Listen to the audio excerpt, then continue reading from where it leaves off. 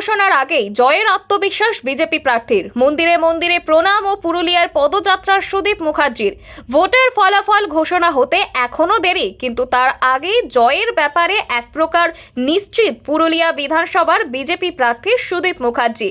রবিবার বিকেলে Purulia taxi stand থেকে চকবাজার কালী মন্দির পর্যন্ত এক বর্ণাঢ্য পদযাত্রার অংশ নেন তিনি।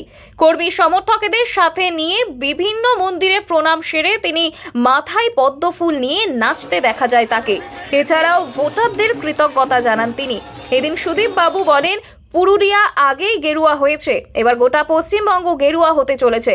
মিছিলে বিজেপি নেতাকর্মী ও সমর্থকদের ভিড় ছিল চোখে পড়ার মতো। মানুষের স্বতঃস্ফূর্ত সাড়ায় উচ্ছ্বাসিত প্রার্থী। পুরুলিয়া থেকে সুপর্ণা দেওঘরিয়া, মানভূম বার্তা।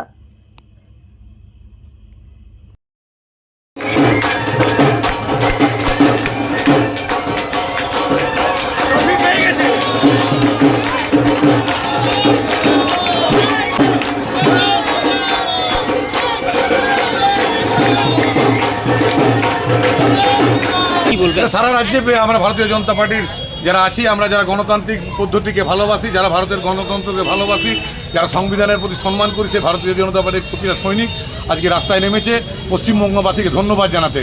কারণ বহু বছর পর, সে 52 পরে প্রথম রক্তক্ষয় ছাড়া নির্বাচন হলো। নির্বাচন কমিশন যেভাবে কাজ করেছে তাদেরকেও ধন্যবাদ।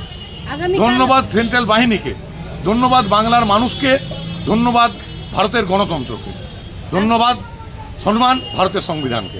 আগামীকাল ফলাফল ঘোষণা, আগামীকাল গেরুয়াময়।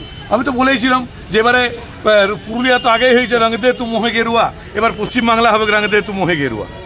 করে দাও হে তোমার চরণ ধুলার তরে। জনগণ যেভাবে আমাদেরকে ভোট দিয়েছে, আমরা তাই জনগণকে ধন্যবাদ জানাচ্ছি। এবং জনগণ আমাদেরকে ডেকে ডেকে বলেছেন, এইবারে জিত মমতা চোর আটকাতে পারবে না। আমরা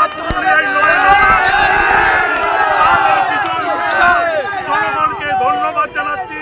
আজকে সাধারণ মানুষরা আমাদেরকে বলেছেন, বিজেপির এই জয় কোনো শুভ শক্তি আটকাতে পারবে না।